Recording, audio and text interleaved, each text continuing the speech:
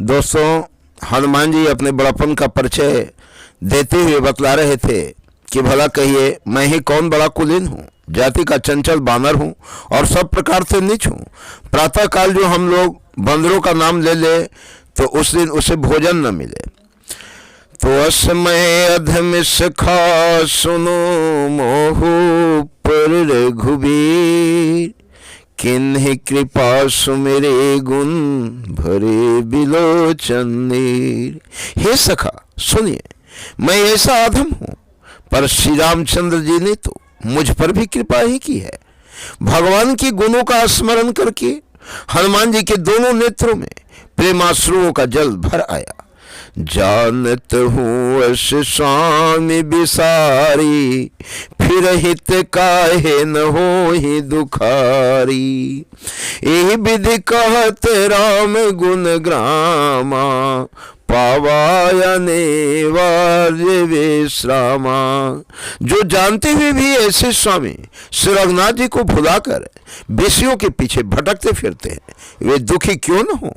इस प्रकार श्री राम जी के गुण समूहों को कहते हुए उन्होंने अविवर्चनीय परम शांति प्राप्त की। पुण्य सब कथा विभीषण कही, जेहि विधि जनक सुता तह रही। तब हनुमंत कहा सुन भ्राता, देखे चाहूं जान की माता। फिर विभीषण जी ने श्री रघुनाथ जी, श्री जानकी जी जिस प्रकार वहां लंका में रहती थी वह सब कथा कही। तब हनुमान जी ने कहा, हे भाई सुनो, मैं जानकी माता को देखना चाहता हूं। जुगति विभीषण सकल सुनाए, चले पवन सुत विदा कराई।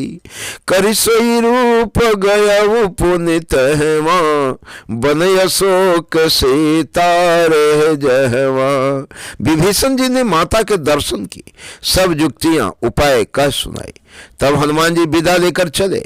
फिर वही पहले का मशक सरीखा रूप धरकर वहां गए जहां अशोक वन में वन के जिस भाग में सीता जी रहती थी। देखी मन ही महु के न प्रणामा, बैठे ही बेते जात से जामा। कृष तनु शेष जटाए बेनी, जपते हृदय रघुपति गुण श्रेणी। सीता जी को देखकर हनुमान जी ने उन्हें मन में प्रणाम किया। उन्हें बैठे बैठे रात्रि के चारों पहर बीत जाते हैं। शरीर दुबला हो गया है, सिर पर जटाओं की एक वेनी लट है। हृदय में श्री रघुनाथ जी के गुण समूहों का जाप स्मरण करती रहती है। निज पद नयन दिए मन, राम पद कमल लेन। परम दुखी भाव पवन सुत, देखी जान के देन। श्री रघुनाथ जी की नेत्रों को अपने चरणों में लगाए हुए हैं, नीचे की ओर देख रही हैं और मन श्री रामचंद्र जी के चरण कमलों में लीन है। जानकी जी को दीन दुखी देखकर पवन पुत्र हनुमान जी बहुत ही दुखी हुए। तरु पल्लव में रहा लुकाए, करे विचार करो का भाई। तेहि अवसर रावण तह आवा, संग नारे बहु किए बनावा।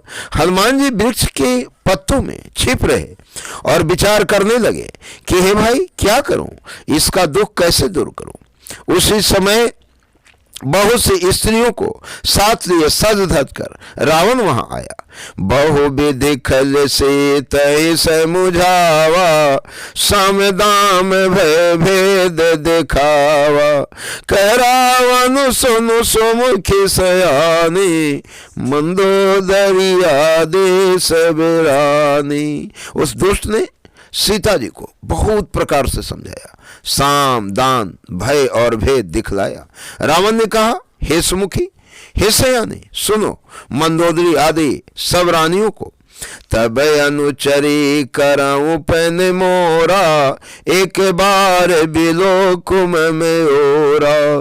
तीन धरी ओठ कहती बय देही, सुमिर अवधपति परम स्नेही। मैं तुम्हारी दासी बन जाऊंगा, यह मेरा प्रण है। तुम एक बार मेरी ओर देखो तो सही, अपने परम स्नेही कौशलाधीश श्री रामचंद्र जी का स्मरण करके श्री जानकी जी तिनके की आड़ पर्दा करके कहने लगी, सुन दस मुख खदोत प्रकाशा, कबहु की नलनी करई विकासा, असमन समुझ कहत जान के, खल सुध नहीं रघुबीर बान की। हे दसमुख सुन, जुगनों के प्रकाश से कभी कमलिनी खिल सकती है?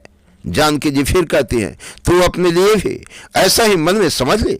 रे दोस्त, तुझे सुरंगवीर के बाण की खबर नहीं है? सठ सुने हरिया नहीं मोही, अधम नीरज लाज नहीं तो ही। रे पापी, तू मुझे सुने में हर लाया है। रे अधम निर्लज, तुझे लज्जा नहीं आती? आप ही सुने खदोत समा, राम ही भानु समान, परुष बचन सुन काढ़ी असे, बोलायत खिसियान। अपने को जुगनू के समान और श्री रामचंद्र जी को सूर्य के समान सुनकर और सीता जी के कठोर वचनों को सुनकर रावण तलवार निकालकर बड़े गुस्से में आकर बोला, सीता तय मम कृतय पैमाना, कटिहूं तब सिर कठिन कृपाना, नाहित सपदि मानु मम बाने, सुमुखी होति नत जीवन हानि। सीता, तूने मेरा अपमान किया है, मैं तेरा सिर इस कठोर कृपान से काट डालूंगा, नहीं तो अब भी जल्दी मेरे बात पर मान ले। हे सुमुखी, नहीं तो जीवन से हाथ धोना पड़ेगा। श्याम सरोज दास सम सुंदर, प्रभु भुज कर कर सम दस कंधर, सो भुज कंठ की तब यस घोरा, सुन सठ यस प्रमाण पन मोरा। सीता जी ने कहा, हे दशेष, प्रभु की भुजा जो श्याम कमल की माला के समान सुंदर और हाथी के सूंड के समान पुष्ट तथा विशाल है, या तो वह भुजा ही मेरे कंठ में पड़ेगी या तेरी भयानक तलवार ही। अरे सट सोन, यही मेरा सच्चा प्रण है।